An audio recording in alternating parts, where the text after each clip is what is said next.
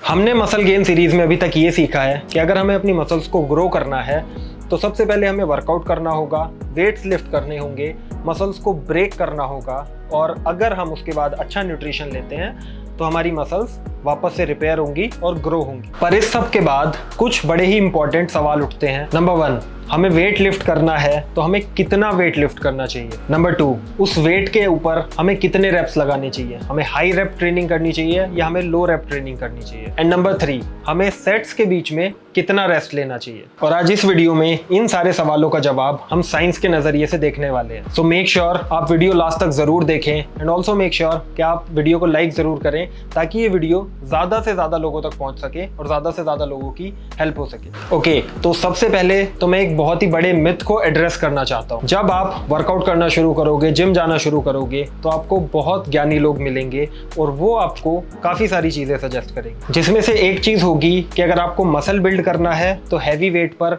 लो wraps लगाओ और अगर आपको कटिंग करनी है, फैट लॉस करना है तो लो वेट पर ज्यादा रेप्स लगाओ। और आप उनसे इस सब के पीछे की साइंस अगर पूछोगे तो they will go blank, because ये चीज सही है ही नहीं। मसल बिल्डिंग को काफी सारी चीजें अफेक्ट करती है। अगर हम अपनी ट्रेनिंग की बात करें तो हमारे पास 3 तरीके हैं जिनसे हम मसल बिल्ड कर सकते हैं। Number 1 is mechanical tension, number 2 is muscle damage and number 3 is metabolic stress. In concepts को ऑलरेडी मैंने एक वीडियो में डिटेल्ड फॉर्मेट में समझाया हुआ है तो मैं वापस से वही चीज़ रिपीट नहीं करूंगा। अगर आप वो वीडियो देखना चाहते हो देन आई बटन पे मैं उसका लिंक डाल दूंगा, आप लोग जाके वो वीडियो चेकआउट कर सकते हो। पर अभी की बेसिक अंडरस्टैंडिंग के लिए मैं तीनों चीज़ों को ब्रीफ में आप लोगों को समझा देता हूँ। सबसे पहली चीज़ है मैकेनिकल टेंशन। तो जब भी आप कोई वेट को लिफ्ट कर रहे हो, फॉर एग्जाम्पल आप बेंच प्रेस लगा रहे हो या आप कोई भी एक्सरसाइज परफॉर्म कर रहे हो तो आप अपनी मसल के अंदर टेंशन क्रिएट कर रहे हो। जितना ज्यादा टाइम के लिए आपकी मसल अंडर लोड रहेगी उतना ज्यादा आप मैकेनिकल टेंशन क्रिएट कर रहे हो। तो ये सबसे पहला तरीका होता है मसल को ग्रो करने का। दूसरी चीज होती है मसल डैमेज। जब भी हम वर्कआउट कर रहे होते हैं और हम वेट को लिफ्ट कर रहे होते हैं तो उस टाइम पर हमारी मसल्स के अंदर माइक्रो टीयर्स होते हैं और मसल के अंदर डैमेज होता है। तो ये भी एक तरीका होता है मसल को ग्रो करवाने का या हाइपरट्रॉफी क्रिएट करने का। इसमें सिर्फ आप अपनी मसल के ऊपर टेंशन नहीं डाल रहे हो, मसल्स के अंदर एक्चुअल डैमेज भी प्रोड्यूस हो रहा है। जब वर्कआउट करने के बाद हमें 1 या 2 दिन के बाद उस मसल में पेन फील होता है या दर्द या सॉरनेस फील होती है तो वो चीज़ मसल डैमेज की वजह से ही पॉसिबल होती है। उसको हम बोलते हैं डिलेड ऑनसेट मसल सोरनेस। तो ये होता है दूसरा तरीका मसल्स को ग्रो करवाने का। मसल डैमेज मोस्टली तब होता है जब हम काफ़ी हैवी वेट्स लिफ्ट कर रहे होते हैं और उनको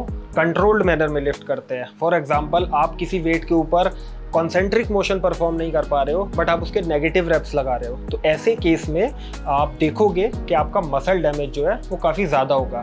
तो अगर आप 3 रेप या 5 रेप या उससे कम रेप्स की ट्रेनिंग कर रहे हो, ज़्यादा वेट्स लिफ्ट कर रहे हो तो आपका मसल डैमेज ज़्यादा होगा। और तीसरी चीज़ होती है मेटाबॉलिक स्ट्रेस। अभी हमने बात की कि जब हम ज़्यादा वेट लिफ्ट कर रहे होते हैं, कम रेप्स लगा रहे होते हैं तो मसल डैमेज हम ज़्यादा कर रहे होते हैं।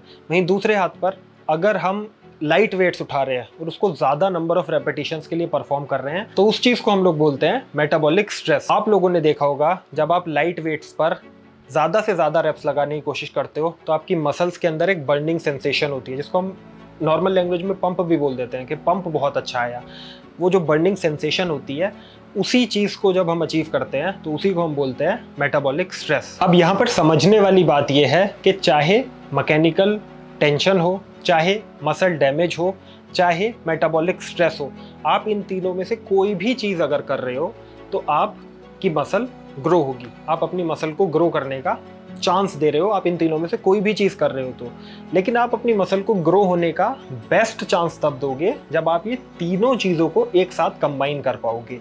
अगर आप ऐसा वर्कआउट प्लान बना पाते हो और परफॉर्म कर पाते हो जिसमें आप ये तीनों चीज़ों को एक साथ इंक्लूड कर पा रहे हो तो आपको मैक्सिमम रिजल्ट्स मिलेंगे। और ऐसे ही वर्कआउट प्लान को हम परफेक्ट वर्कआउट प्लान बोलेंगे। तो जो इस वीडियो का टॉपिक था और जो मिथ मैं बस्ट करना चाह रहा था वो ये था कि कटिंग करते टाइम लाइट वेट पर ज़्यादा रेप्स लगाना और बल्किंग करते टाइम ज़्यादा वेट्स पर कम रेप्स लगाना, इट डजेंट मेक सेंस अगर आपको इसके पीछे की साइंस पता हो तो, अगर आपको इसके पीछे का लॉजिक पता हो तो। और लॉजिक जब आपको समझ में आ चुका है तो आप ये समझोगे कि चाहे आप बल्क कर रहे हो चाहे आप कट कर रहे हो, आपको ऐसा ट्रेनिंग प्रोग्राम रखना होगा जो सारी चीज़ों का फ़ायदा उठा सके, जो मेटाबॉलिक स्ट्रेस भी आप अपनी बॉडी के ऊपर डाल पाओ, मसल डैमेज भी कर पाओ, मैकेनिकल टेंशन भी बॉडी के ऊपर डाल पाओ। तो आई होप ये चीज़ आपको समझ में आ रही होगी। बिगर पिक्चर में अगर आप देखोगे तो तीनों चीज़ों को जब आप कंबाइन करोगे तो आपको बेस्ट रिजल्ट मिलेगा। सो टू आंसर द क्वेश्चन कि हमें कितना वेट लिफ्ट करना चाहिए अपने मसल गेन के लिए, उसका कोई एक सिंगल आंसर नहीं है। आपका जो वर्कआउट प्लान होगा उसमें हर तरह की ट्रेनिंग आप इंक्लूड करिए।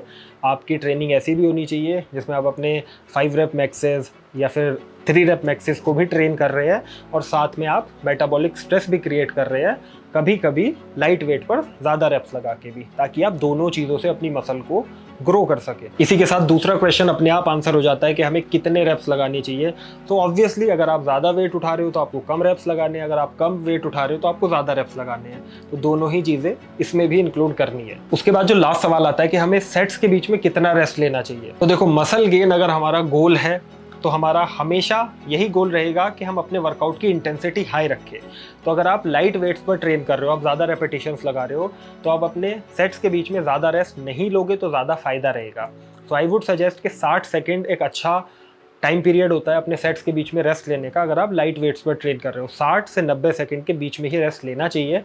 बट अगर आप अपने 3 रेप मैक्स ट्रेन कर रहे हो, 5 रेप मैक्स ट्रेन कर रहे हो, तो उस चीज़ में इट डजेंट रियली मैटर कि कितना रेस्ट आप ले रहे हो। You should always give your 100% in each set। तो अगर आपने ये सेट लगाया, उसके बाद अगर आपको लग रहा है कि मेरी बॉडी को 3 मिनट का रेस्ट चाहिए तो आप 3 मिनट रेस्ट ले सकते हो। आपको 5 मिनट का रेस्ट चाहिए तो आप 5 मिनट भी रेस्ट ले सकते हो। तो 3 to 5 मिनट्स का रेस्ट आप सेट्स के बीच में ले सकते हो when you are training heavy. तो हैवी में हमेशा हम परफॉर्मेंस को देखेंगे कि हम परफॉर्मेंस को मैक्सिमाइज कर पाए, और जब भी हम लाइट वेट पर ट्रेन करेंगे तो हम अपनी इंटेंसिटी हाई रखने के लिए रेस्ट इंटरवल्स को शॉर्ट कर देंगे। तो आई थिंक आप लोगों के दिमाग से ये मिथ क्लियर हुआ होगा कि कटिंग के टाइम पर हाई रेपिटेशंस, लो वेट लगाना है और बल्किंग के टाइम पर ये सब, ऐसा कुछ नहीं है। Include everything into your training और अपनी बॉडी की बात सुनो। अगर आपको फील हो रहा है कि आप फैट लॉस कर रहे हो, आप बहुत ज़्यादा वेट नहीं उठा सकते हो, then listen to your body. आप उस दिन लो वेट ट्रेनिंग कर सकते हो, हाई रेपिटेशन ट्रेनिंग कर सकते हो। So it's up to the individual कि आपकी बॉडी कैसा फील कर रही है, आपका न्यूट्रिशन कैसा है, काफ़ी सारी चीज़ों पर डिपेंड करता है। तो किसी चीज़ को ऐसे जनरलाइज करने की कोशिश ना करें लोग, तो ज़्यादा बेटर रहेगा। हर चीज़ के पीछे की आप साइंस समझिए, लॉजिक समझिए, उसके बाद डिसाइड करिए कि आपके लिए क्या बेस्ट है। कुछ लोगों की बॉडी जो होती है वो किसी एक टाइप ऑफ ट्रेनिंग पे ज़्यादा रिस्पॉन्ड करती है, कुछ लोगों की बॉडी दूसरे टाइप ऑफ ट्रेनिंग पे ज़्यादा रिस्पॉन्ड करती है, कुछ लोगों को हैवी वेट से कम रेप्स लगा के ज़्यादा रिजल्ट मिलता है, कुछ लोगों को लाइट वेट पे ज़्यादा रेप्स लगा के ज़्यादा रिजल्ट मिलता है। तो जेनेटिकली हर किसी की बॉडी अलग होती है, हर किसी की बॉडी अलग टाइप से रिस्पॉन्ड करती है। तो हर चीज़ को ट्राई करो और उस हिसाब से अपना वर्कआउट प्लान बनाओ। तो आई होप वीडियो आप लोगों को पसंद आई होगी। मेक श्योर आप वीडियो को लाइक ज़रूर करें, because that gives me a lot of motivation. उसे मुझे भी अच्छा लगता है कि आप लोगों को वीडियो पसंद आ रही है और मैं ज़्यादा से ज़्यादा वीडियो इसी टाइप की आप लोगों के लिए लेके आऊँ। एंड एक और चीज़ मैं यहाँ पर बोलना चाहूँगा, मेटाबॉलिक स्ट्रेस और मैकेनिकल डैमेज के ऊपर मैंने एक और डिटेल में वीडियो बनाई हुई है। तो अगर आप लोगों ने वो वीडियो अभी तक नहीं देखी है, डिस्क्रिप्शन में आपको उसका लिंक मिल जाएगा। Go check that video out, आप लोगों को काफ़ी कुछ सीखने के लिए मिलेगा। उसमें डिटेल में हमने सारी चीज़ें डिस्कस की है। So with that being said, I will see you in the next video. Till then, be safe, be strong, and Jai Hind.